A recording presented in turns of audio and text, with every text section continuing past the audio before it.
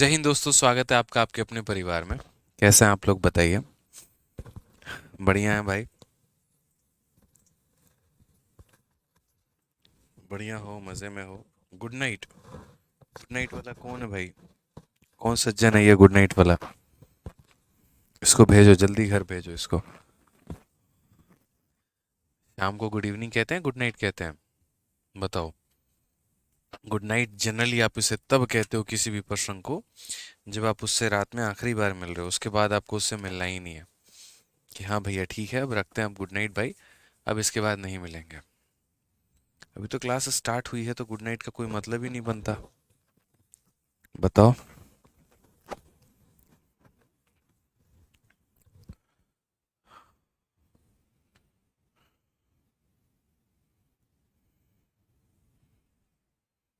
बताइए।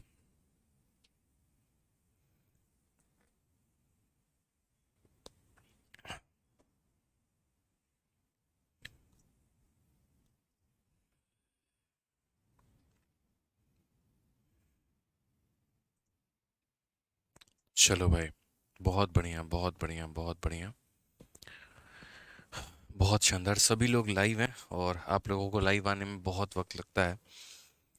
थोड़ा टाइम पर आ जाया करो लाइव, बस मैं इतना कहूँगा। तो लास्ट क्लास में क्वेश्चन नंबर 181 तक हमने किया था। और 181 का एक अप्रोच मैंने आपको बताया था और मैंने कहा था कि मैं इसका दूसरा अप्रोच भी जो है वो बता दूंगा यहाँ पे। ठीक है। मैंने कहा था आपसे कि एक अप्रोच आप ही जान लीजिए, जो बेसिक अप्रोच है, और उसके बाद में जो है नेक्स्ट क्लास में हम इसका स्मार्ट अप्रोच भी बता देंगे कि कैसे हम लोग इस सवाल को शॉर्ट में कर सकते थे। तो आइए चलिए, सबसे पहले इस सवाल को देखिए। तो कहा गया कि 11/5 of a number A is equal to 22% of a number B. ठीक है। And the number B is equal to 2.5% of a number C, and the value of C is 5500, then the sum of 80% of A and 40% of B. तो सबसे पहले यहाँ पर अगर हम बात करते हैं तो आप यहाँ पर देखो ये वाला लाइन। ठीक है। ये वाला लाइन क्या कहता है? तो 11/5 times of A is equal to 22% of B. यहाँ पर ये लाइन इसने बोला है। अगर हम 11 से काटते हैं यहाँ पर दो बार में, तो ए के बारे में जो पता चला है वो ये चला है कि ये बी का कितना परसेंट है? 10% है। ये बी का कितना परसेंट है मेरे भाई? तो 10% है। फिर से रिपीट करता हूँ, ये बी का कितना परसेंट है? तो 10% है। ठीक है। अब क्वेश्चन में यहाँ पर क्या कहा गया है? तो ज़रा क्वेश्चन में आगे पढ़िए आप यहाँ पे। तो क्वेश्चन में मेरे भाई बोला गया है 80% ऑफ ए। सही तरीके से देखना, 80% of A and 40% of B. तो अगर हम बात करते हैं यहाँ पर, तो हम बोलेंगे सर देखो, यहाँ पर हो जाएगा 80%। ठीक है। ऑफ हमारा कितना? तो ऑफ हमारा ए हो जाएगा। और ए के जगह पर हम क्या लिख सकते हैं? देखो वहाँ पे ए के जगह पे हम क्या लिख सकते हैं? तो ए के जगह पे हम यहाँ 10% ऑफ बी लिख सकते हैं। कितना लिख सकते हैं? 10% ऑफ बी। 10% ऑफ बी का मतलब यहाँ 10/100 ऑफ बी मेरे भाई। और प्लस हमारा कितना हो जाएगा? 40% ऑफ बी। ठीक है। कोई दिक्कत की बात है यहाँ बता दो जल्दी से। आप चाहो तो ऐसे भी लिख सकते हो, देखो थोड़ा मैं और आपको बढ़िया तरीके से बोल देता हूँ। 80% ऑफ ए को आप ऐसे लिख सकते हो, सर 80% ऑफ ए का मतलब 80/100। ठीक है। ऑफ। ठीक है। ऑफ के लिए आता है मल्टीप्लाई, और ए के लिए क्या लिखेंगे? तो ए के लिए हम लिखेंगे 10% ऑफ बी। कितना लिखेंगे भाई? 10%, सीधा सीधा लिख दो। 10% ऑफ बी लिख दो। सीधा सीधा एज इट इज उठा के 10% ऑफ बी लिख दो यहाँ पे। और फिर उसके बाद में क्या हो जाएगा? तो 40% ऑफ बी लिख दीजिए आप यहाँ पे। यही तो आपको पता करना है। ज़ीरो ज़ीरो ज़ीरो ज़ीरो खत्म, यानी 8% of B and 40% of B. यानी हमें पता करना है 48% ऑफ बी मेरे भाई। यानी बी का कितना परसेंट पता करना है? 48% पता करना है। और बी का 48% मेरे भाई पता करना है। तो यहाँ पर समझना, 48% ऑफ। ठीक है। तो 48% को हम कैसे लिखते हैं? 48/100 लिखते हैं। इनटू हम क्या करेंगे? और बी। और बी के जगह पर क्या करेंगे? तो बी के जगह पर लिखेंगे 2.5% ऑफ सी। ठीक है। बी के जगह पे कितना लिखेंगे? 2.5%। तो 2.5% का फ्रैक्शन वैल्यू 2.5/100। और फिर उसके बाद ये ऑफ किसका है? तो ऑफ सी है। और सी की वैल्यू हमारी कितनी है? तो मेरे भाई 5500 है। यानी एक लाइन में पूरा उत्तर समेटा जा सकता है।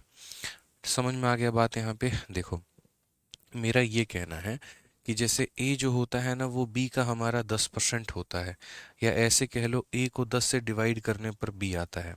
आप कई सारे तरीकों से कई सारा नाम दे सकते हो, बस आपको मेरे भाई समझ में आना चाहिए यहाँ पे। ठीक है। मैं फिर से रिपीट करता हूँ यहाँ पे। मैं ये लाइन जो मैंने यहाँ लिखा हुआ है ना, मैं इसको थोड़ा और शॉर्ट में यहाँ पर कर देता हूँ।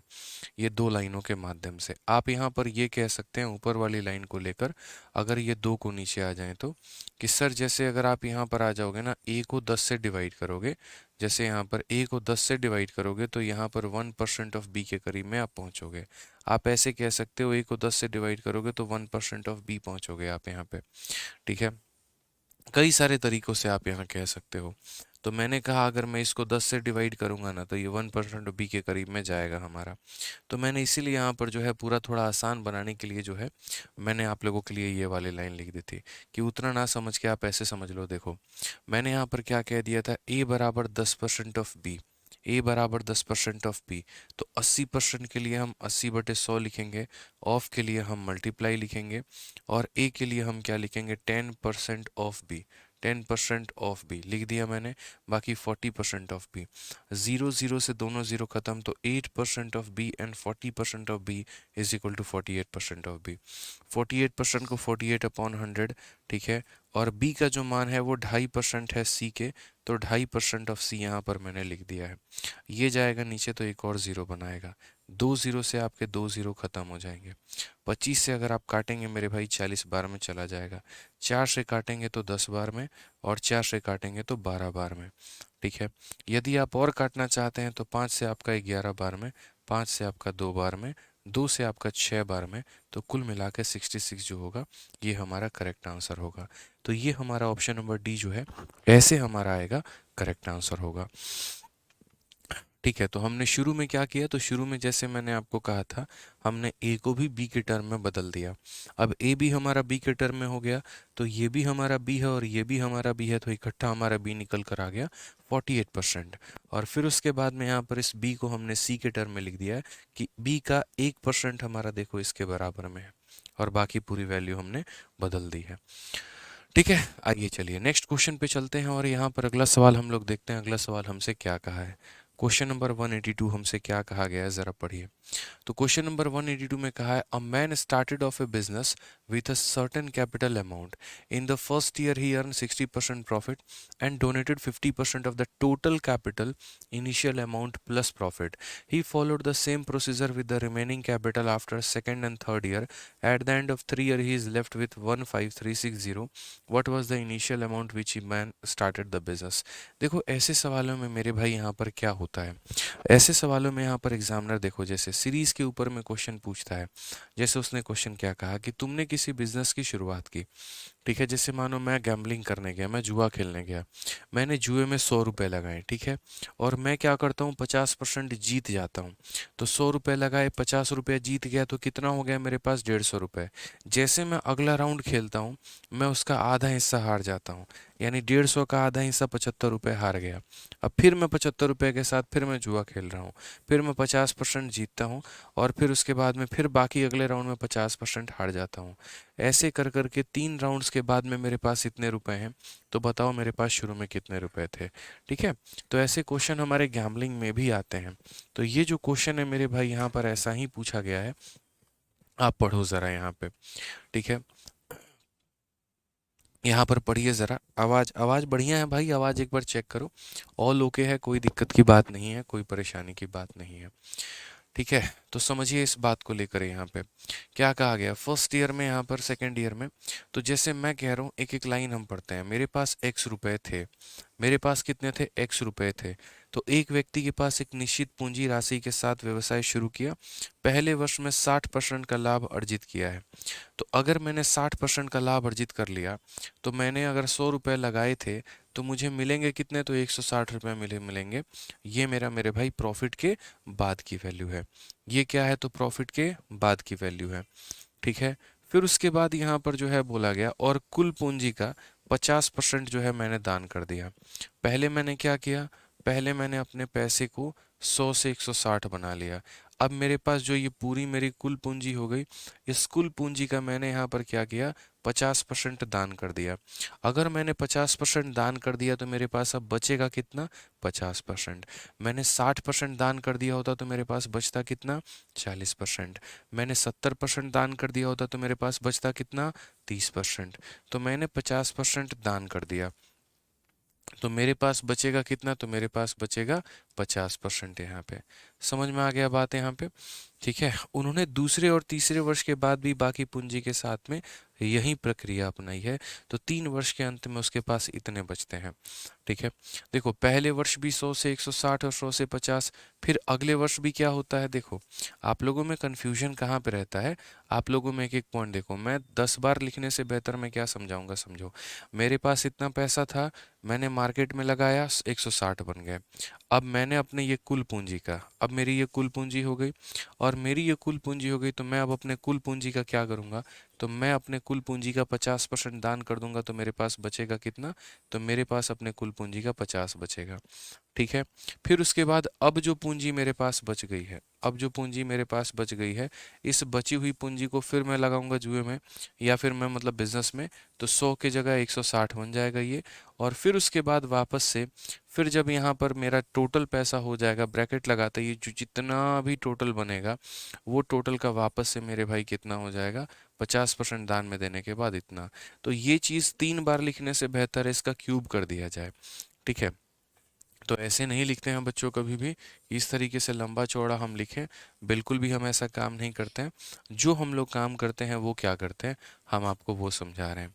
हम जो काम करते हैं, पहली बात फ्रैक्शंस में तोड़ लो यहाँ पर काफ़ी सारी चीज़ों को, जिससे क्या होता है, शॉर्ट बन जाता है। जैसे 60% का फ्रैक्शन वैल्यू कितना होता है, 3/5 होता है।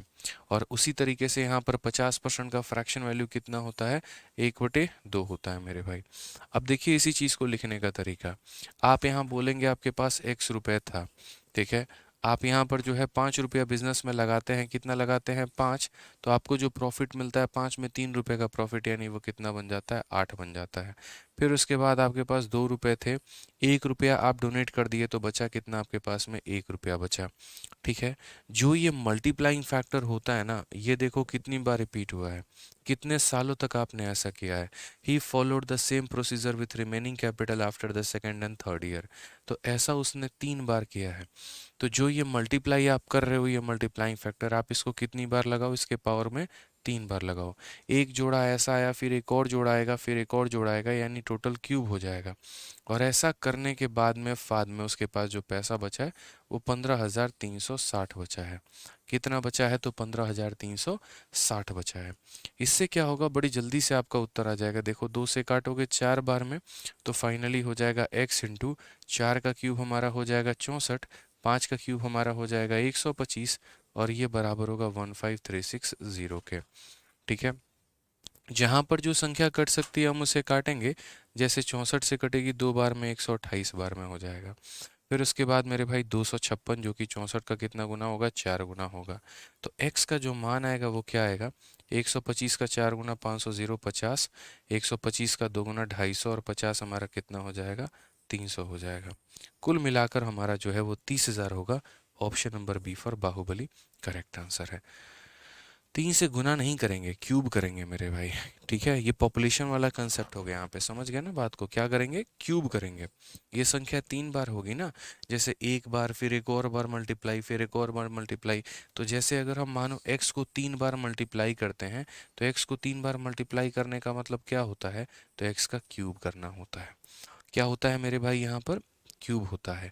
तो रागिनी कश्यप इस बात को समझिए अच्छे तरीके से, कि जब इसको 3 बार गुना किया गया इस मल्टीप्लाइंग फैक्टर को, तो ये x का क्यूब बनेगा, ना कि ये 3x बनेगा। ठीक है। समझ में आ गया बात यहाँ पे, कोई दिक्कत की बात है?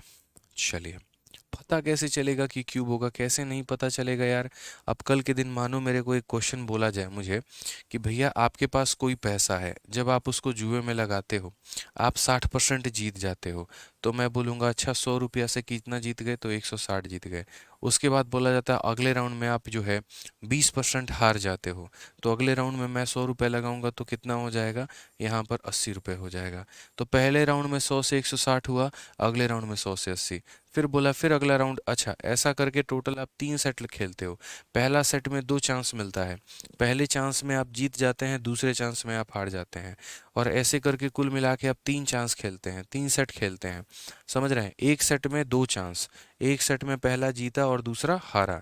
ऐसे ही मेरे भाई एक और सेट, ऐसे ही और एक और सेट, और 3 सेटों के बाद में आपके पास इतना पैसा बचा है। तो अगले सेट में फिर मैं खेलूंगा, फिर 100 रुपये के 160 बना लूंगा मैं, और फिर उसके बाद फिर अगला चांस खेलूंगा तो 100 से 80 पे आ जाऊंगा। फिर एक और सेट, लास्ट थर्ड सेट खेलूंगा, थर्ड सेट में मेरे भाई यहाँ पर 100 से 160 फिर बनाऊंगा, और उसके बाद सेकंड चांस में 100 से 80 आ जाऊंगा, बाद में फाइनली जाके इतना रुपया बचा है। तो ये जो चीज़ है आप देखो ना यहाँ पर ये कितनी बार मल्टीप्लाई हो रही है। एक्स यहाँ पर k इंटू के इंटू के, तो k का क्या बनेगा, q भी तो बनेगा। तो इसीलिए मैंने यहाँ पर क्या लिखा था, x इंटू 160/100, और इतना बटे 100 का क्या हो जाएगा, क्यूब हो जाएगा, और ये इसके बराबर है। बोलो। तो सारी बातें जो है यहाँ पे, सारी बातें हमने आपको समझाई दी है यहाँ पे कैसे होता है क्या होता है। बाकी बढ़िया तरीके से आपको रिवाइज कर लेना है।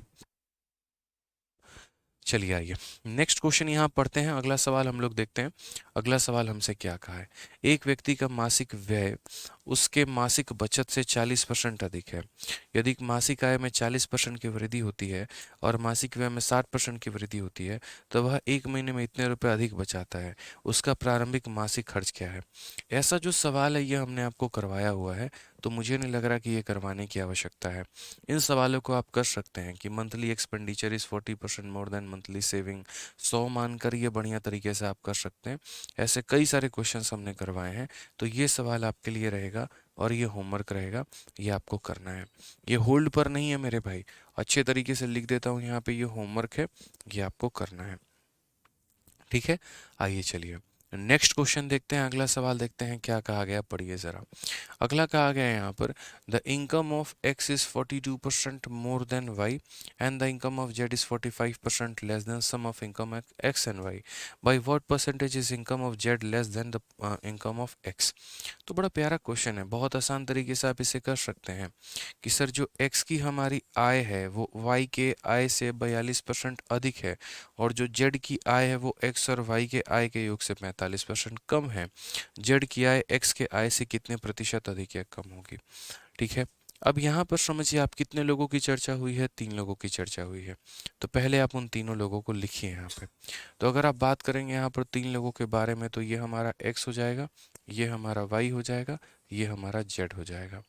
ठीक है, अगर हम बात करते हैं यहाँ पर, तो बोला गया पहली लाइन पढ़ो, एक्स की आय वाई के आय से 42% अधिक है, यानी जो एक्स की आय है वो वाई के आय से 42% अधिक है मेरे भाई। ठीक है, ये पहला लाइन है यहाँ पे कि अगर आपको x निकालना है तो y में 42% जोड़ दो तो आपका ये आएगा।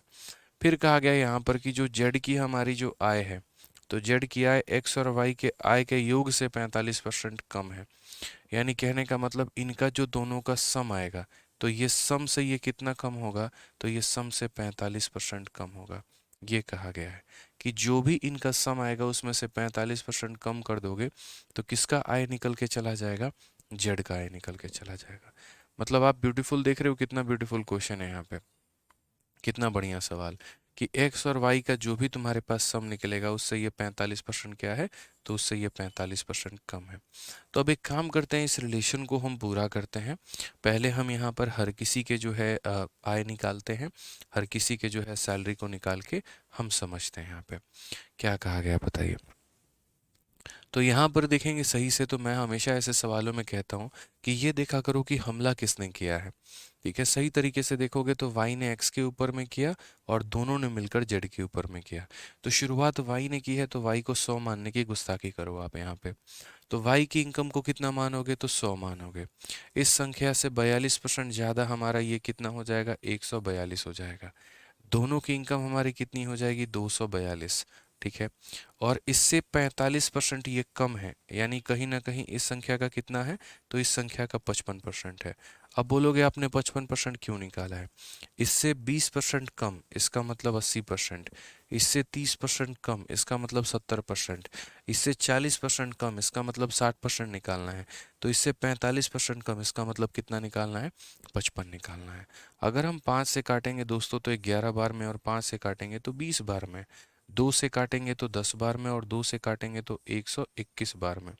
121 को 11 से गुना करेंगे तो 1331 आ जाएगा, और 1331 को 10 से भाग करेंगे 133.1 आएगा। यानी अगर हम बात करेंगे तो जेड की वैल्यू 133 पॉइंट कितना आएगा? तो 1 आएगा। इस बात को समझना है। कितना आएगा मेरे भाई? तो 133.1 आएगा। ठीक है, यानी इस संख्या का 55% यहाँ 5 से 11 बार में, 20 बार में, और 2 से मेरे भाई 121 बार में, 10 बार में, 121 इंटू 11 इतना बटे 10 यहाँ पे। कोई दिक्कत की बात है? यहाँ अयान हल्दर पहले जो पढ़ा रहा हूँ बच्चे वो पढ़ लो, 40 बार कमेंट मत करो, एक बार में दिख जाता है। ठीक है भाई, जैसा रहेगा, जैसा सीन बनेगा, जिस तरीके से होगा मेरे भाई वैसे हम कंप्लीट करवा देंगे। अभी आपको जो पढ़ा रहे हैं आप उसे पढ़िए। आइए, ज़्यादा क्लास में कमेंट मत किया करो, उससे टीचर को डिस्टर्बेंस होता है। ठीक है, अच्छे बच्चे की तरह बिहेव किया करो। आ जाओ, बात करते हैं यहाँ पर भाई, what percentage is income of Z less than the income of x. ये जो हमारा जेड का इनकम है ये हमारे एक्स के इनकम से कितना परसेंट कम है? बोला गया इससे कितना परसेंट कम है। तो हमने कहा सर एक काम करो, माइनस करके आप यहाँ देख लो, 142 से ये हमारा कितना कम है। तो यहाँ पर देखना 142 में से इसे माइनस करोगे तो आपका सर कितना वैल्यू आ जाएगा?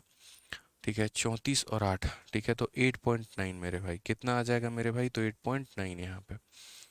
ठीक है, इसे 0.9 दे देंगे, 134, 134 में 8 जोड़ेंगे तो यहाँ पर ही आ जाएगा। यानी इतने की कमी है, कितने की? 8.9 की। कितने के ऊपर में? 142 के ऊपर में। इंटू कितना करेंगे? तो इंटू मेरे भाई यहाँ पर 100 करेंगे। ठीक है, आप यहाँ से दशमलव हटा दो तो आपका यहाँ पर 0 आ जाएगा। ठीक है, आपने यहाँ पर काट लिया है। अब 142 से आप इसे काट करके देखिए 89 को, कटेगा लगभग? तो एग्जैक्ट नहीं कटेगा। आप 890 को मेरे भाई इससे भाग कर लो। आप और चाहते हो तो आप यहाँ पर ये कह सकते हो कि सर 71 बार में ये जा रहा है, 5 बार में ये जा रहा है। ठीक है, बट मैं उतना खिचड़ी बनाने को नहीं बोलूँगा, मैं सीधा सीधा बोलूँगा कि भाई देखो बात ऐसी है, ये तुम्हारा 890 है, और 890 को तुम भाग करके देख लो 142 से। 14×5 = 70, 14×6 = 84, 6 पॉइंट समथिंग करके आएगा। दो ऑप्शन है मेरे भाई। अगर हम भाग करेंगे पूरा देसी मेथड से, एकदम जैसे आता है अपने को, तो 142 से 6 बार में भाग करेंगे, 6 दूनी 12, 24 25, और यहाँ पर 852 मेरे भाई कितना हो जाएगा? 38 हो जाएगा। दशमलव लगाओगे 380, 14 दूना 28, 14 तिये 42, मतलब लगभग 2 पॉइंट समथिंग, 6.2, यानी option number B for Baahubali correct answer आएगा। ये हमारा बिल्कुल सही उत्तर है। ठीक है, तो ऐसे सवाल हमारे रेशियो में भी बनते हैं, और ऐसे सवाल मेरे भाई हमारा यहाँ पर भी बनता है। ठीक है, कि फलानी संख्या से फलाना परसेंट ये संख्या है ज़्यादा, फिर इनके सम से यहाँ ये ज़्यादा है। तो उस तरीके से मैंने हमेशा जो नियम है, जो बेसिक है, जो कंसेप्ट है, हमने क्या पढ़ाया हुआ है कि सबसे पहले जहाँ से शुरुआत हुई थी 100 उसको माना जाए। ठीक है, तो सबसे पहले शुरुआत आपकी यहाँ पर y से हुई थी, y को हमने 100 मान लिया, उसके बाद में उससे x की वैल्यू आ गई, फिर दोनों के सम का 55% निकाल दिया तो z का मान आ गया। ठीक है, और तब हमने क्या किया मेरे भाई? अपने वैल्यूज हमने निकाल लिया। ठीक है, चलो आ जाओ नेक्स्ट क्वेश्चन पे चलते हैं। अगला सवाल देखते हैं, अगला सवाल हमसे क्या कहा है। Very beautiful question. कहा गया यहाँ पर कि ए की आय बी के आय से 40% कम है, और सी की आय ए और बी के संयुक्त आय से 30% से 40% अधिक है। सी की आय ए की आय से कितने प्रतिशत अधिक होगी, ये बोला गया। ठीक है, तो हम यहाँ पर देखते हैं, पढ़ते हैं। यहाँ पर कुल मिलाकर 3 लोगों की चर्चा है, तो ए हो गया, बी हो गया, और सी हो गया। The income of A is 40% less than that of B. अगर हम ए की इनकम की बात करें तो ये 40% कम है, और किसके इनकम से? तो बी के इनकम से। And the income of C is 40% more than 30% of the combined income of A and B. यानी ए और बी का इनकम निकालना है, और इनके कंबाइन इनकम का कितना निकालना है? तो कंबाइन इनकम का 30% निकालना है। 30% निकालने के बाद ये जो वैल्यू आएगी, समझना मेरी बात को, इन दोनों के कंबाइन इनकम का 30% निकालो, जो ये वैल्यू आएगी, तो क्या कहा गया है? सी की इनकम 40% ज़्यादा है 30% of the combine income of A and B. यानी कहीं ना कहीं हम इनका कंबाइन इनकम का 30% निकालेंगे, और इस संख्या से ज़्यादा कौन है? तो बोलोगे सर इस संख्या से 40% ज़्यादा किसकी वैल्यू है? तो इस संख्या से 40% ज़्यादा सर हमारी सी की वैल्यू है। इस संख्या से 40% ज़्यादा जो है वो मेरे भाई सी की वैल्यू है यहाँ पे। क्लियर है? कोई दिक्कत की बात है यहाँ पर, ये बता दो। तो हमने यहाँ पर कहा ठीक है कि ये हमारा ए हो गया और ये हमारा बी हो गया। ठीक है, बी में 40% कम करेंगे तो ए का मान आएगा, दोनों का 30% निकालेंगे और जो वैल्यू आएगा उसमें 40% ज़्यादा, उसमें 40% ज़्यादा किसकी वैल्यू हमारी निकलेगी? तो उसमें 40% ज़्यादा हमारी सी की वैल्यू निकलेगी। तो वही कहा गया यहाँ पर कि C is 40% more than 30% of the combined income of A and B. By what percentage is C income more than the income of A?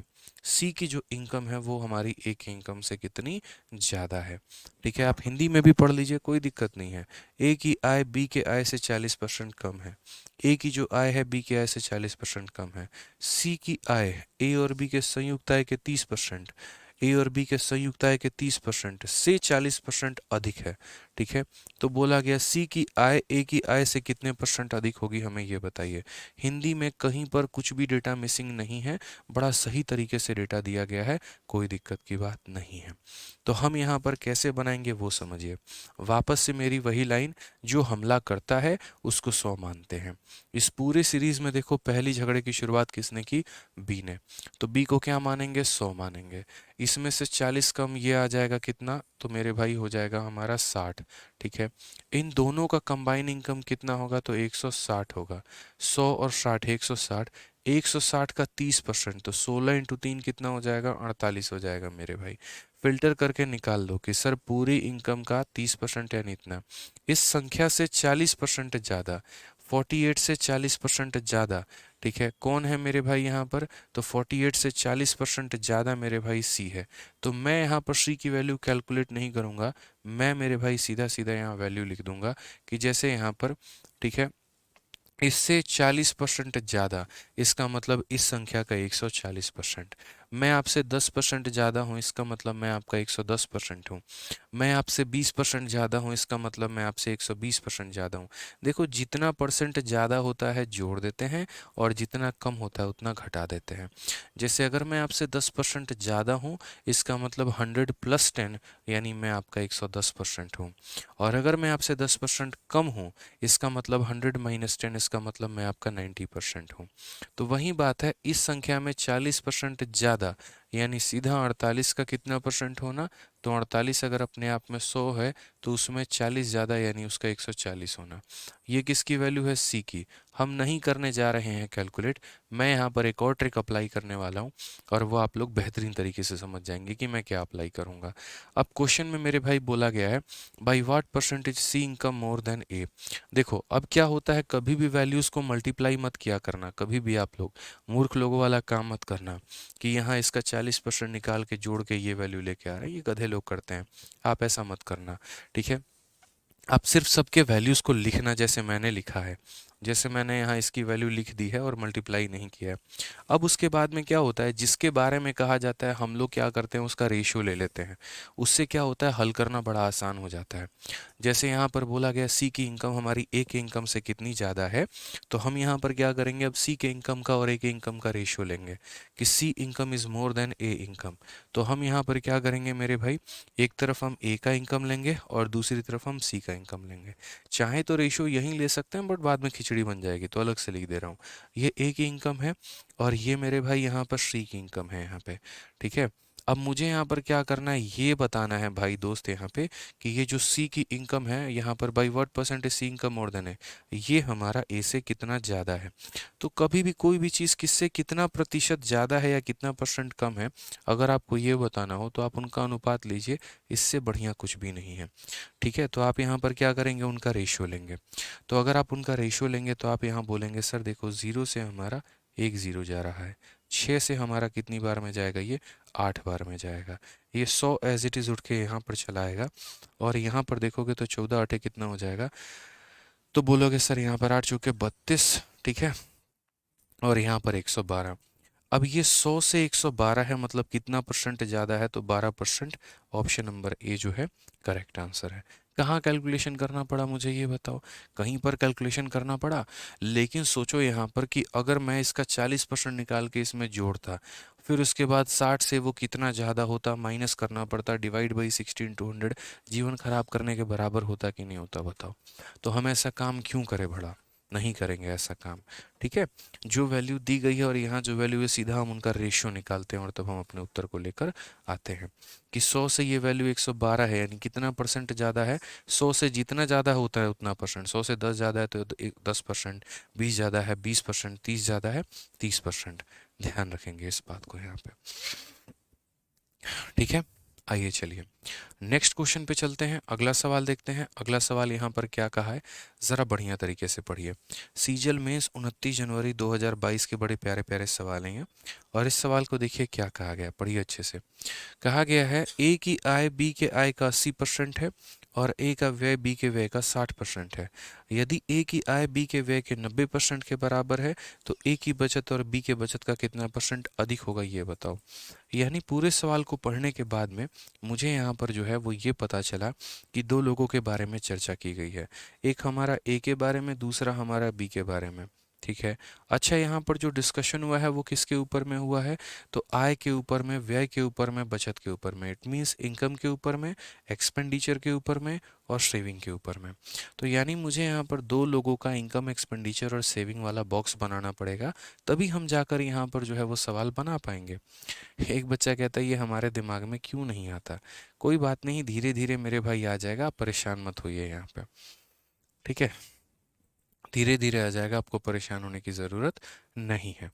तो अगर हम यहाँ बात करते हैं तो हम यहाँ पर क्या बोलेंगे?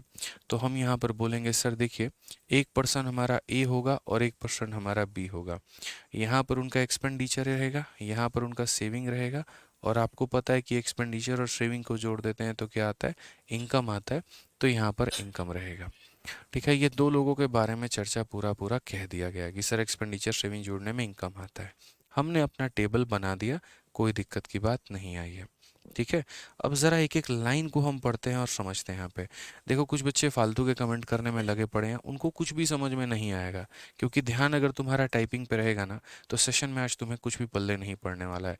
वहीं गिनती के 4-5 बच्चे जो हैं, इसलिए बार बार कह रहा हूँ, जो पढ़ा रहा हूँ उसके ऊपर में फोकस करो, फालतू का कमेंट आज मत करो।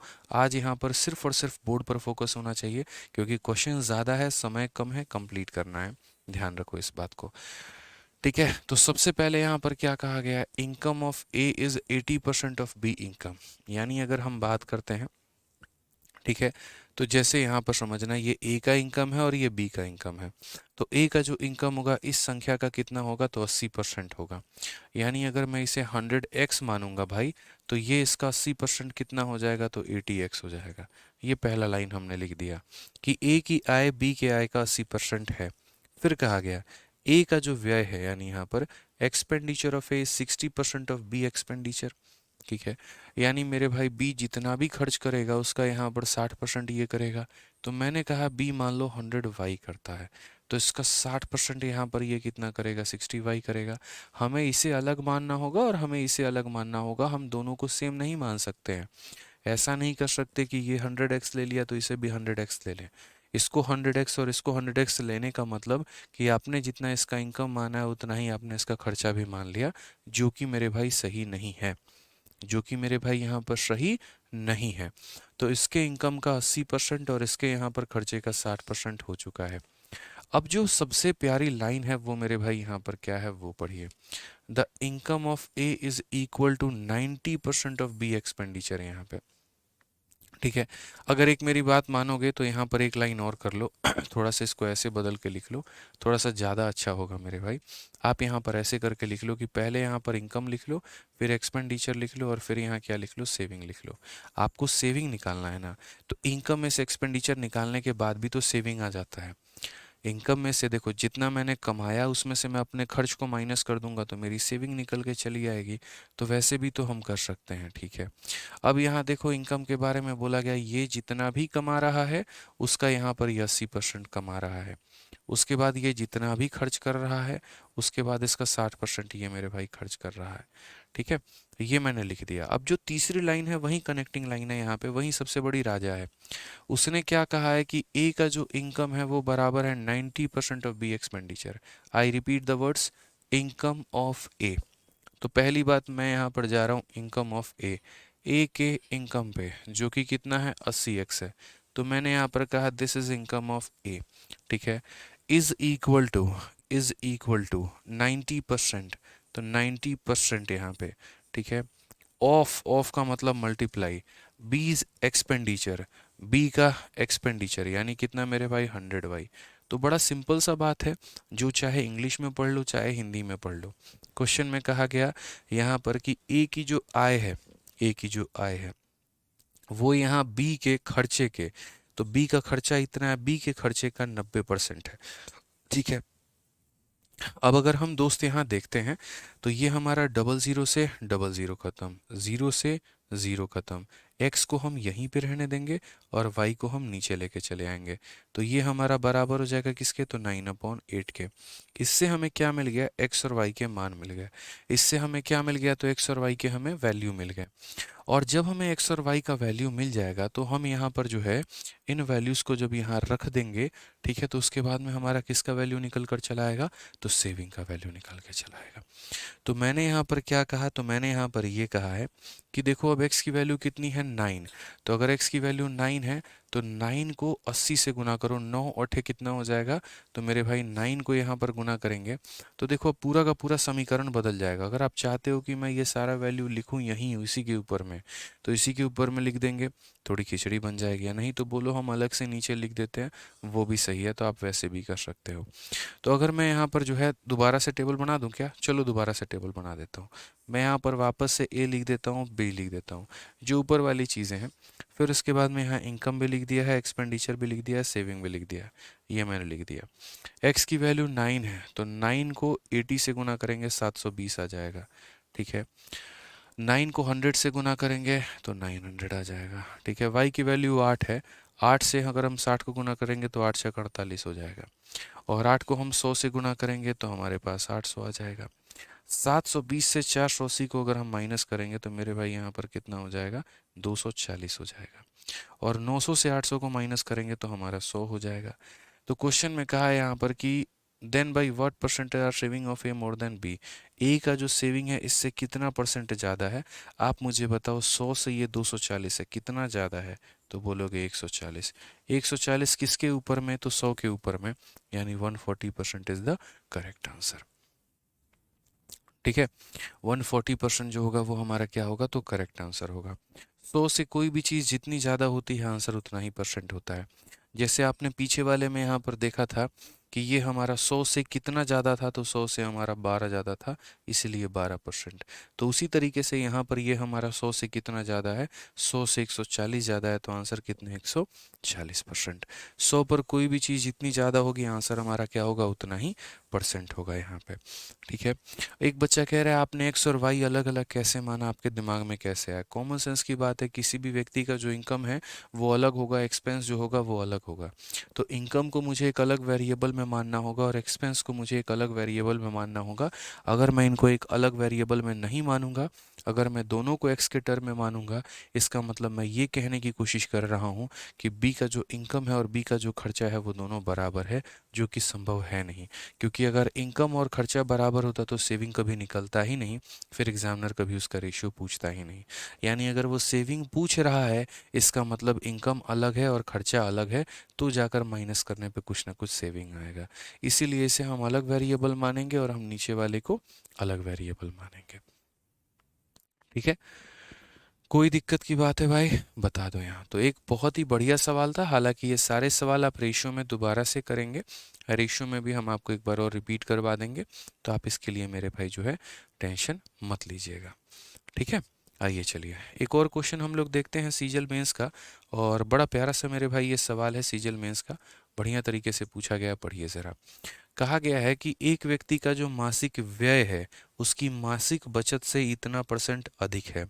यदि उसकी मासिक आय में 44% की वृद्धि होती है, मासिक व्यय में इतने परसेंट की वृद्धि होती है, तो मासिक बचत में रुपए इतने की वृद्धि होती है। आरंभिक व्यय क्या है? ये वाला क्वेश्चन मैंने आप लोगों को सिखाया हुआ है और मुझे लगता है कि ये सवाल का उत्तर आप लोग दे सकते हैं। पढ़िए ज़रा अच्छे से कि monthly expense of a person are इतना मोर देन मंथली सेविंग। जो क्वेश्चन मैंने अभी आपको होमवर्क दिया है ना, ये उसी का भाई है और कुछ नहीं है। 187 जो है, अगर आप सही तरीके से देखोगे तो 183 को पढ़ो और 187 को पढ़ो। 183 में भी कहा था monthly expense 40% more then saving, monthly expense 40% more then saving, और यहाँ पर भी सेम लाइन बोला है मंथली एक्सपेंस इतना percent more than saving. Same line वहाँ भी, सेम लाइन यहाँ भी। फिर उसके बाद यहाँ पर जो है मेरे भाई फिर बोला कि यहाँ पर जो है अगर हम उसके मंथली इनकम को इतना बढ़ाते हैं और एक्सपेंडिचर को इतना बढ़ाते हैं, ठीक है, इनकम को बढ़ाने की बात कही है और एक्सपेंडिचर को बढ़ाने की बात कही है। इसमें भी पढ़ो, अगर हम इसके मंथली इनकम को इतना बढ़ाते हैं और एक्सपेंडिचर को इतना बढ़ाते हैं, सेम लाइन हमारा। फिर उसके बाद यहाँ पर फिर से इसमें क्या बोला, फिर इसमें कहा कि वो इतने रुपए ज़्यादा सेव करता है तो इनिशियल खर्चा बताओ, और यहाँ पर भी मेरे भाई जो है सेम बोला हुआ है, वो अब इतने रुपए ज़्यादा सेव करता है, इनिशियल खर्चा बताओ। यानी 83 नंबर क्वेश्चन 183 और 187 दोनों सेम है, जो फ़र्क है वो डेटा का है। एक स्टेटमेंट में एक लाइन भी नहीं बदला गया है, जो बदला गया है वो डेटा बदला गया है। और 183 और 187 जैसे कई सारे सवाल मैंने आपको करवा दिए हैं, तो ये भी आपका होमवर्क है, ये भी आपको करना है। आप चाहें तो इन्हें एलिगेशन से भी बना सकते हैं और आप चाहें तो मेरे भाई इन्हें बेसिक से भी बना सकते हैं, ये आपके ऊपर में है। ठीक है, the basic difference between the these two questions is only the data. ठीक है, क्लियर है ये बात यहाँ पे? आइए मेरे भाई, चलिए अगला सवाल हम लोग यहाँ देखते हैं और यहाँ पर जो है अगला सवाल बनाते हैं। इसमें हिंट दें। देखो हिंट वही रहता है हमारा एलिगेशन। चलो मैं लास्ट में एक बार देख लूंगा हिंट का अगर कुछ देना होगा तो। पहले अब मेरे भाई बाकी जो सवाल है हम उसे कंप्लीट करते हैं। ट्राई करो ना यार, देखो ट्राई नहीं करोगे तो प्रॉब्लम आएगा। मैं पता है क्या चाहता हूँ, सुनो, मुझे पता है बहुत सारे बच्चों से ये सवाल नहीं बनेगा, बट जब नहीं बनेगा तो आप उसको डाउट ग्रुप में भेजोगे, और जब आप डाउट ग्रुप में भेजोगे तो बाकी बच्चे भी उसका सॉल्यूशन करेंगे, ठीक है। उसके बाद में आपको भी वो सॉल्यूशन नज़र में आएगा। तो जो सवाल मुश्किल होता है ना, हम लोग उसको कई बार प्रैक्टिस कर करके जो है वो समझ लेते हैं। अब क्या होता है, जैसे 187 एक अच्छा सवाल है, मैंने छोड़ दिया बच्चों आप लोग करना। आप में से दो तरह के बच्चे होंगे, एक इग्नोर करके आगे बढ़ जाएंगे और दूसरा उसके लिए युद्ध करेंगे, लड़ेंगे मेरे भाई। दोस्त से पूछेंगे, किताब में ढूंढेंगे, उसके बाद डाउट ग्रुप में पूछेंगे, खुद से बनाने की कोशिश करेंगे। जब वो इतना प्रयास करेंगे ना तो ऑटोमेटिक उनको ये सवाल जो है वो याद हो जाएगा। तो मैं पढ़ाऊंगा तो हो सकता है आपको याद ना हो सकता है आप कंफ्यूजन में है, लेकिन जब आप खुद से चार जगह पर मेहनत करोगे ना तो वो चीज़ आपके दिमाग में फिट हो जाएगी। ठीक है, तो एक बार मैंने वो जगह करवा रखा है, अब आपको एक बार आपको अपने तरफ से खोजना है, प्रयत्न करना है, तभी आप सीखेंगे। ठीक है, आइए 188 नंबर क्वेश्चन में क्या कहा है। एक कक्षा में 70% विद्यार्थी लड़कियां हैं और 70% लड़कियों ने सॉकर को अपना पसंदीदा खेल चुना है। यदि 98 लड़कियों ने सॉकर को अपना पसंदीदा खेल चुना है तो कक्षा में विद्यार्थियों की कुल संख्या क्या है? ये सवाल तो बहुत बढ़िया सवाल है, बढ़िया नहीं कह सकते, बड़ी आसानी से बन सकता है। और इसमें जो है हम लोग आपको लगा सकते हैं एलिगेशन कह रहे हैं, चेन मेथड या सीरीज मेथड लगा सकते हैं कि सर एक कक्षा है, मानो उसमें एक्स बच्चे थे, पूरी क्लास में एक्स बच्चे थे। इस क्लास में 70% of the student are girls, तो इसमें गर्ल्स की संख्या कितनी होगी, तो इस संख्या का 70%। तो जैसे इसको 70/100 से मल्टीप्लाई किया, किसकी संख्या निकल कर आ गई, तो बोलोगे सर गर्ल्स की संख्या निकल कर आ चुकी है। किसकी संख्या निकल कर आ गई है, तो गर्ल्स की संख्या निकल कर आ गई है। अब बोला गया है 70% of the girls chosen soccer as their favourite place, favourite sport, यानी लड़कियों के संख्या का 70%, ये पूरा लड़कियों की संख्या है। और लड़कियों की संख्या का 70%, लड़कियों की संख्या का 70% जो है वो बराबर है उन बच्चों के या उन नंबर के जो लड़कियों ने यहाँ पर सॉकर चूज किया है, और वो बराबर है कितना, तो 98। तो पहले मैंने टोटल पॉपुलेशन का 70% निकाला तो यहाँ तक लड़कियों की संख्या निकल गया, और लड़कियों का 70% निकाला तो सॉकर खेलने वाली लड़कियों की संख्या निकल गई। बस मेरे भाई सवाल में इतना ही था और कुछ नहीं था। तो यहाँ टोटल नंबर ऑफ स्टूडेंट पूछा है तो कैसे बोलेंगे, तो बोलेंगे सर यहाँ पर जो है वो देखिएगा 0 और 0 से दोनों खत्म, 7 और 7 49 से 2 बार में खत्म, डबल 0 जाके मल्टीप्लाई करेगा तो x का मान कितना आ जाएगा, x का मान हमारा 200 आ जाएगा। x का मान कितना आ जाएगा, 200 आ जाएगा। हालांकि फिर से हमेशा की तरह एक बात बोलते हैं, x का कोई मान नहीं होता है। ठीक है, क्लियर है ये बात यहाँ पे।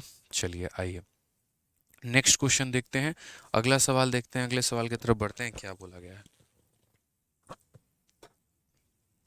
अगला सवाल पढ़ो मेरे भाई, क्या कहा गया है।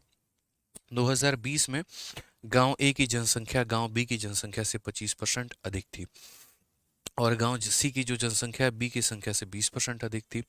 ठीक है, यहाँ पर 2011 में ए की जनसंख्या में 20% की वृद्धि हुई, बी की जनसंख्या में 10% की कमी हुई, और सी की जनसंख्या में 5% की कमी हुई। यदि 2021 में ए बी और सी की कुल जनसंख्या 56,640 थी तो 2020 में सी की जनसंख्या कितनी थी। ये सवाल ऐसे होते हैं कि शुरू से पढ़ते पढ़ते लास्ट तक जाओ ना तो आदमी क्वेश्चन ही भूल जाता है क्या था क्या नहीं था। बट कोई बात नहीं, हम लोग इसको बेहतर तरीके से करेंगे, समझेंगे, सीखेंगे, जानेंगे। यहाँ पे क्या कहा गया जरा पढ़िए। In 2020 the population of A was 25% more than village B and population of C was 20% more than B. यानी यहाँ पर 3 लोगों का इस्तेमाल है तो मुझे रेशियो का कंसेप्ट लगाना है। मुझे पहले वो 3 लोगों को लिखना है, तो मैंने पहले वो 3 लोगों को लिख दिया। उसके बाद हम अगला कदम क्या करते हैं, रिलेशन निकालते हैं, कौन किससे कितना ज़्यादा कितना कम है। तो अच्छे तरीके से पढ़ेंगे तो ए 25% मोर देन बी है। तो अगर हम बात करेंगे तो ए की जनसंख्या क्या है, तो 25% इससे ज़्यादा है। कितना है मेरे भाई, तो 25% इससे ज़्यादा है। ठीक है, और उसके बाद में सी का जो विलेज है वो 20% ज़्यादा है बी से ये कितना परसेंट ज़्यादा है, 20% ज़्यादा है। तो ये मेरे भाई कहानी है। अच्छा, ये कब की कहानी है, तो 2020 की कहानी है। कब की कहानी है, तो 2020 समय था तब की कहानी है कि 2020 में यहाँ पर ए की जनसंख्या इससे 25% ज़्यादा है और सी की जनसंख्या इससे 20% ज़्यादा है। ठीक है, अब मैंने यहाँ पर क्या किया, तो मैंने यहाँ पर निश्चय लिया कि हमेशा की तरह जो व्यक्ति मेरे भाई हर किसी के ऊपर में हमला करता है तो 100 पहले उसी को मानते हैं और उसी से शुरुआत करते हैं। ठीक है, तो हमने यहाँ पर क्या किया, तो हमने यहाँ पर जो 100 है वो बी को माना है कि यहाँ पर ये हमारा कितना हो जाएगा, तो 100x हो जाएगा। इसमें 25 बढ़ा देंगे तो ये हमारा कितना हो जाएगा, 125 हो जाएगा, और इसमें 20 मेरे भाई बढ़ा देंगे तो ये हमारा 120 हो जाएगा। ठीक है, कोई दिक्कत की बात यहाँ, कोई परेशानी की बात हो तो बता दो। अब उसके बाद में कहा गया यहाँ पर, हालांकि इसको थोड़ा शॉर्ट में करने के लिए अगर मेरे से पूछोगे इसको 400 मान लो तो ज़्यादा बेहतर है। ठीक है, आगे चल के परसेंटेज कैलकुलेट करने में आसानी रहेगा, बट कोई बात नहीं, ऐसे भी कर सकते हैं। ठीक है, इन 2021 population of A increase by 20%। अब मेरे भाई 2021 की बात है। किसकी बात है, 2021 की बात है। यहाँ पर ए की जनसंख्या में कितने परसेंट का बढ़त हो गया, तो बोलोगे सर 20% का बढ़त हो चुका है। That of B decrease by 10%। B ने अपनी जनसंख्या में कितनी की कमी कर ली, 10% की कमी कर ली। और सी की जनसंख्या में कितने की कमी हो गई, तो 5% की कमी हो गई है। तो पहले यहाँ पर सबकी जो कमी हुई है, बढ़त हुई है, उसके बाद में उनका हम फाइनल वैल्यू लेकर आते हैं, फाइनल रिजल्ट लेकर आते हैं कितना होगा। ठीक है, अब आप यहाँ पर देखेंगे तो बोलेंगे सर 20%। देखो मेरे भाई, इस संख्या का 10% 12.5 होगा। कभी भी किसी भी संख्या में, कभी भी मतलब किसी भी संख्या का 10% निकालना है, उसको 10 से भाग किया जाता है। मुझे अगर मेरे भाई इसका 10% निकालना है, 10 से भाग करूंगा 12.5। अगर 10% 12.5 है तो 20% जो होगा वो उसका डबल यानी 25 होगा।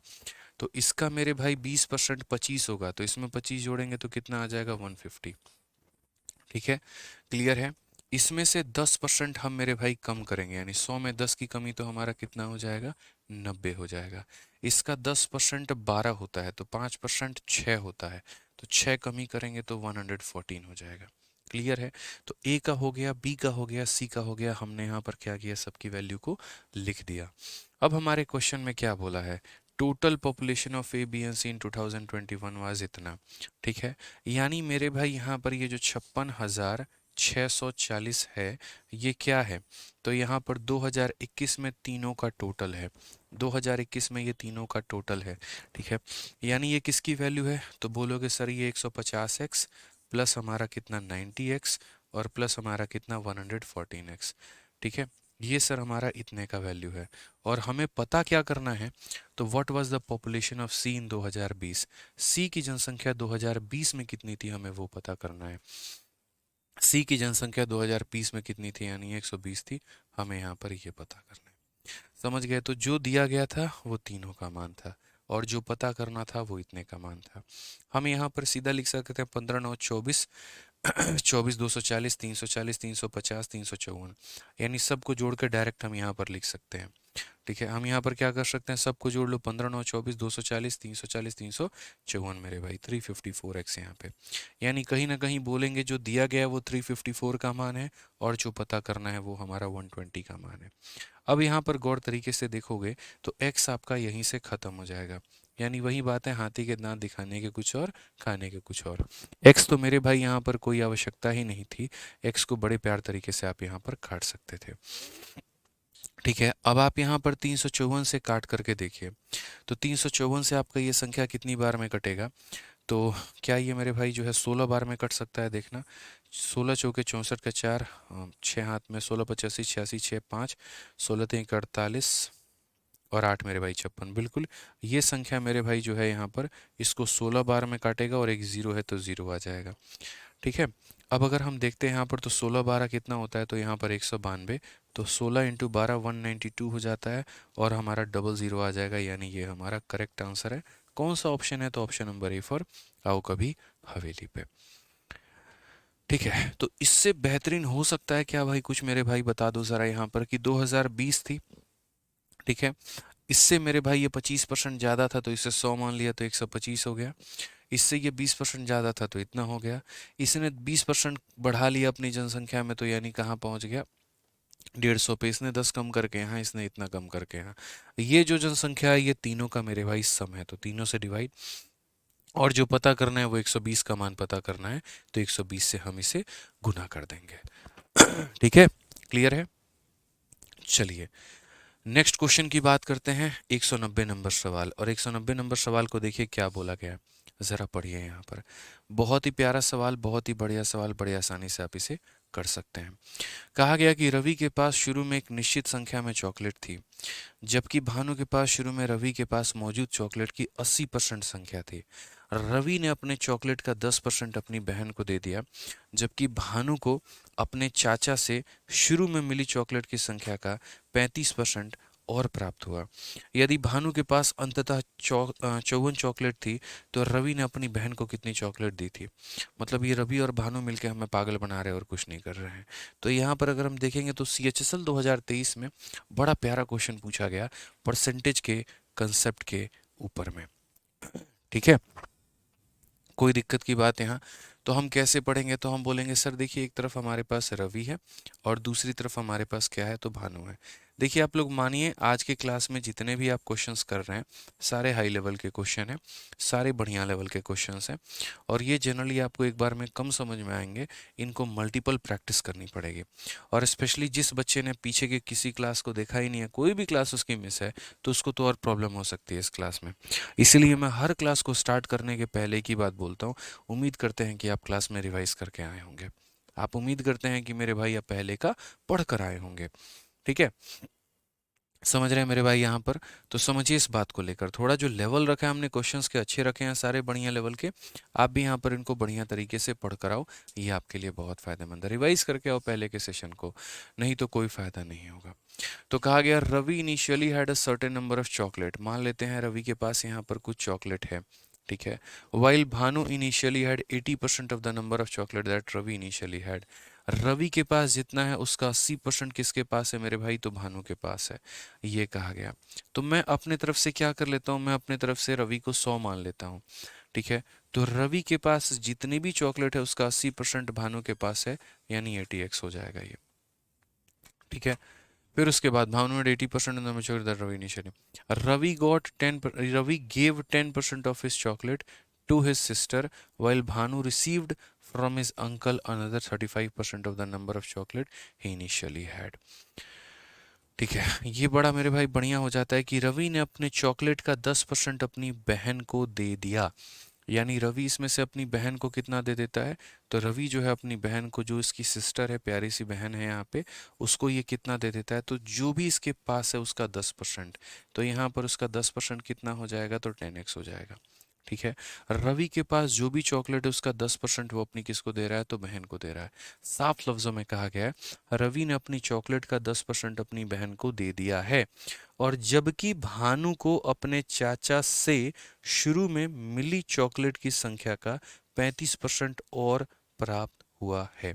यानी यहाँ से एक संबंध पता चला, और क्या पता चला कि भानु के जो चाचा हैं वो कौन है, वो रवि हैं। या ऐसे कह सकते हैं रवि कौन है, तो रवि जो है मेरे भाई भानु के चाचा हैं। आप यहाँ पढ़ सकते हैं कि Bhanu receive from his uncle, Bhanu किससे रिसीव करेगा, अपने अंकल से, another 35% of the number of chocolate he initially had. ठीक है, यहाँ पर इसके चाचा के पास में जो शुरू में चॉकलेट थी ना, उसका 35% यहाँ पर किसे मिला है, तो भानु को।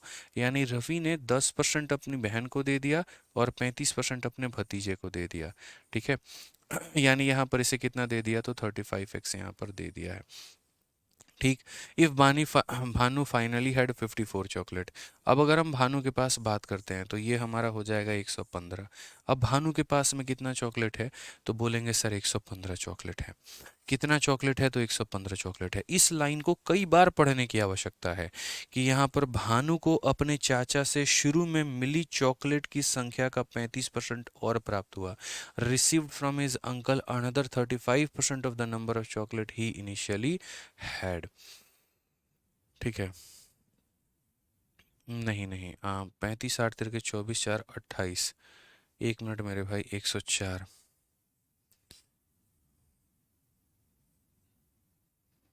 यहाँ पर है ना, हमने थोड़ा सा गड़बड़ किया, इस लाइन को थोड़ा बढ़िया तरीके से समझो। यहाँ पर क्या हुआ, ये लाइन में हमें ऐसे नहीं जोड़ना था, हम जो है थोड़ा सा गलत जा रहे हैं, और हमने अपने आप को भी करेक्ट कर लिया है। मुझे थोड़ा सा डाउट हो रहा था इस लाइन पे, और यहीं जो मेरे भाई गड़बड़ थी। यहाँ पर हिंदी में ज़्यादा अच्छे से दिया गया है इंग्लिश के तुलना में। हिंदी में बहुत अच्छे तरीके से ये लाइन बोला गया, पढ़ो। कहा गया यहाँ पर ये कि भानु को अपने चाचा से शुरू में मिली चॉकलेट, यानी जो शुरू में उसको अपने चाचा से मिला था, वो कितना मिला था, 80 मिला था। भानु को अपने चाचा से शुरू में मिली चॉकलेट, यानी जो 80 मिली थी, ठीक है, तो उस संख्या का 35% और प्राप्त होता है। यानी उसके चाचा जो उसको चॉकलेट दिए थे, उसका 35% और उसे मिलता है। तो यहाँ पर उसको क्या मिलता है, तो 80x का 35% मेरे भाई और मिलता है। ये कहा गया था क्वेश्चन में, ये कहा गया था कि अपने चाचा से मिली चॉकलेट का 35% और मिलता है। 20 से काटेंगे 4 बार में, 20 से काटेंगे 5 बार में, 5 से काटेंगे 7 बार में, यानी उसको 28x चॉकलेट और मिलता है। तो अब भानु के पास में कितना चॉकलेट है, 80 और 28, यानी कुल मिलाकर 108x है मेरे भाई। यहाँ पर कितना है, तो 108x है यहाँ पे। ठीक है, ठीक है। अब क्वेश्चन में कहा गया यदि भानु के पास अंततः 54 चॉकलेट थी, लास्ट में उसके पास में 58 चॉकलेट है, तो उसने अपनी बहन को कितनी दी थी, ये बताओ मेरे भाई। कहीं ना कहीं सवाल में जो है इसका मान कितना दे रखा है, 54 दे रखा है, तो हमसे यहाँ पर इसका मान पूछा है। क्या आप बता नहीं सकते हैं? गौर से मेरे भाई देखो, 108 का यहाँ पर आधा किया गया है तो 54 आया है। आप हर जगह से x को हटा दो, लो आप हर जगह से x को हटा दो। अगर आपको x से मेरे भाई प्रॉब्लम है, आप x को हटा दो, नो नीड ऑफ x। यहाँ पे ज़रूरत ही नहीं है x की, x को हम क्यों रखें यहाँ पे। ठीक है, समझिए इस बात को लेकर, हम लोग x को क्यों कैरी करके चले, हम लोग x को कैरी ही नहीं करेंगे। यहाँ पर x की कहीं पर भी हमें कोई ज़रूरत नहीं है, मैंने हर जगह से x को हटा दिया। अब मेरा सिर्फ यहाँ पर ये कहना है कि हम लोग जो मान के चल रहे थे, वो मेरे भाई हम लोग कितना यूनिट मान के चल रहे थे, तो आप बोलोगे सर हम लोग जो मान के चल रहे थे वो हमारा कितना था। देखिए, हम लोग जो मान के चल रहे थे वो 108 यूनिट मान के चल रहे थे, और इस 108 यूनिट का जो मान है वो अपने आप का आधा हो चुका है। तो यहाँ पर भी 10 का आधा कितना होगा, तो 10 का आधा मेरे भाई 5 होगा। करेक्ट आंसर कौन सा होगा, ऑप्शन नंबर सी का होना प्यार है। ठीक है, कोई दिक्कत की बात यहाँ पे, कोई परेशानी की बात है तो बताइए।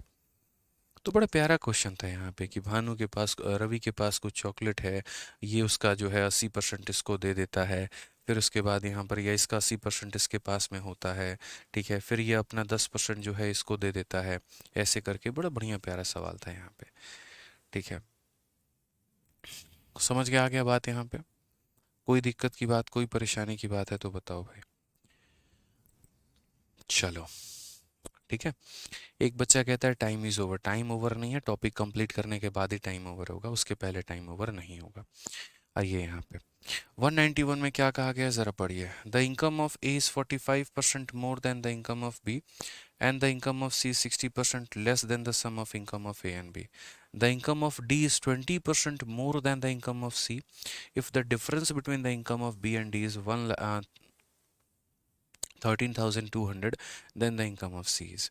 अब पूरा सवाल पढ़ा। कितने लोगों के बारे में बात हुई है? 4 लोगों के बारे में। कौन कौन है? ए है, बी है, सी है और डी है, और इन्हीं लोगों के आपस में तुलना भी की गई है। तो हम ज़रा एक बार इनकी तुलना करते हैं। तो हमने कहा एक बार ए लिख दो, फिर एक बार बी लिख दो, फिर एक बार सी लिख दो, फिर एक बार डी लिख दो, और परेशान होने की कहीं पर कोई ज़रूरत नहीं है। When I am here don't fear. जो ए की आय है वो बी के आय से 45% अधिक है, तो यानी ए की आय अगर आपको निकालनी है तो बी की आय में 45% जोड़ना पड़ेगा। फिर उसके बाद में कहा गया और सी की आय ए और बी के आय के योगफल से 60% कम है।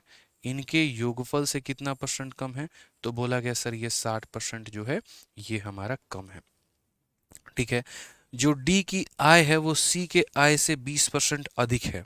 अगर हम बात करते हैं तो जो हमारा डी का आय है वो सी के आय से क्या है मेरे भाई? 20% अधिक है। ठीक है, पढ़ लीजिए यहाँ पर कि income of D is 20% more than C. अब यहाँ पर आपने मेरे भाई सब किसी का मान लिख दिया, बताओ। ठीक है, ए के आय से, बी के आय से, सी के आय से, डी का आय, सब का रिलेशन यहाँ पर आपका हो चुका है। अब मुझे एक बात बताइए यहाँ पे, जो व्यक्ति हमला करता है उसे कितना मानते हैं? बोलोगे गुरुदेव 100 मानते हैं। जो हमला करता है उसे कितना मानते हैं? तो 100 मानते हैं। तो आप यहाँ पर एक बात बताइए, आप यहाँ पर 100 किसे मानेंगे? तो बोलेंगे पहले बी ने ए पर हमला किया, दोनों ने मिलकर सी पे किया, सी ने डी पे किया, तो शुरुआत मेरे भाई बी ने की है तो 100 हमारा ये होगा। ठीक है, उसके बाद में 100 में 45 जोड़ेंगे तो ये हमारा 145 आ जाएगा। ठीक है, यहाँ पे दोनों की आय जो होगी वो 245 हो जाएगी, और 245 में 60% कम करना है। ठीक है, 245 में कितना करना है? 60% कम करना है। तो यानी 100 में 10% कम करना मतलब 90% बनाना, 20% कम करना 80% बनाना, तो 60% कम करना मतलब 40% बनाना। तो इन दोनों का जो संयुक्त आय होगा वो 245 होगा। इसमें 60% कम करने से बेहतर है सीधा इसका 40% निकाल दो। ठीक है, तो 245 का 40% हमारा कितना हो जाएगा? तो बोलोगे गुरुजी देखिए 20 से 2 बार में, 20 से 5 बार में, और 5 से काटेंगे मेरे भाई 9 बार में, 49 का 2 गुना 98, तो यहाँ कितना हो जाएगा? 98x हो जाएगा। कितना हो जाएगा? तो 98x हो जाएगा मेरे भाई यहाँ पे। ठीक है, कोई परेशानी की बात है, कोई दिक्कत की बात है तो बताइए। बोलेंगे नहीं सर। अब उसके बाद 98 में 20% ज़्यादा, 98 का 20% कितना होता है? तो 98 का 10% 9.8, तो 20% हमारा 19.6 होगा। कितना होगा मेरे भाई? देखो यहाँ पर इसका 20% 19.6, तो हमें 98 में 19.6 को जोड़ देना है, तो हमारी वैल्यू कितनी आएगी? तो हम बोलेंगे सर यहाँ पर 117.6।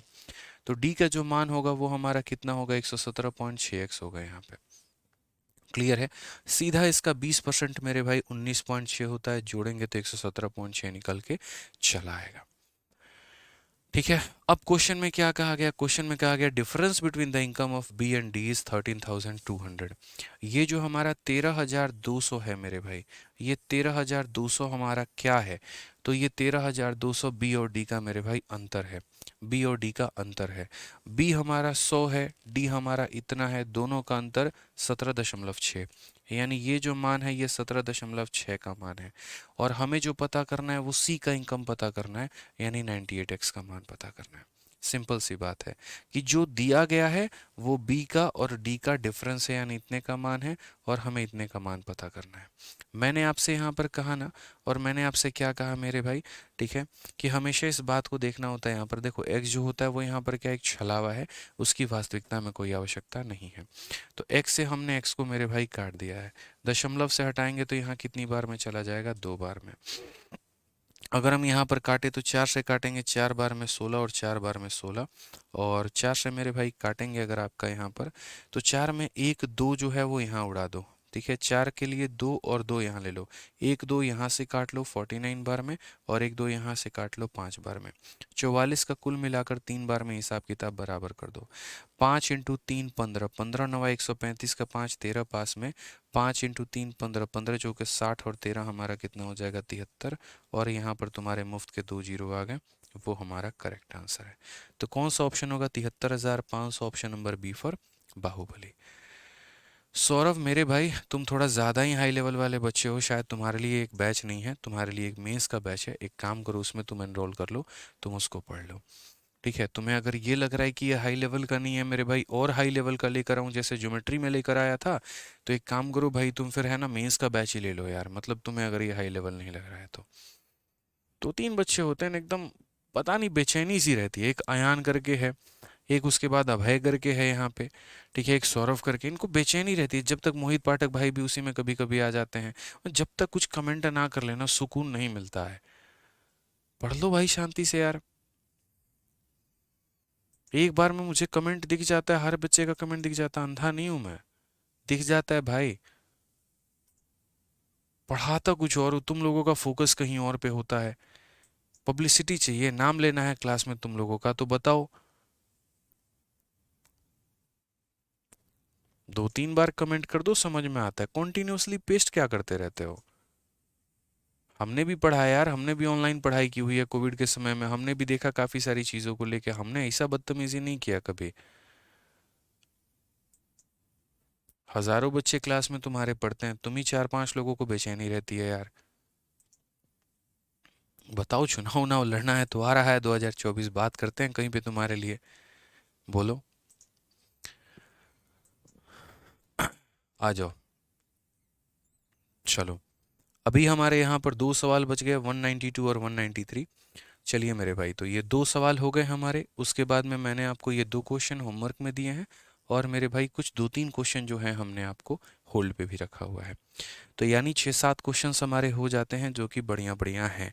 तो अब आप लोगों के लिए एक क्लास हम ले लेंगे कल, ठीक है। हालांकि ख़त्म करने को तो अभी 2 क्वेश्चन है, 10 मिनट में ख़त्म हो जाएगा, लेकिन फिर वही बात है, जो 2 क्वेश्चन हमारे होल्ड पे हैं और 2 क्वेश्चन जो हमने ट्राई करने को दिए हैं, फिर अगर वो आप नहीं करके आओगे या वो अगर रह जाएंगे तो ऐसा लगेगा कि परसेंटेज अधूरा अधूरा सा है, ठीक है। तो हम चाहते हैं यहाँ पर कि कल हम लोग एक और सेशन लें, और उस सेशन के अंदर में जो 2 क्वेश्चन हमने छोड़ा है 192 193, ये 2 क्वेश्चन को हम लोग मेरे भाई टैकल करें।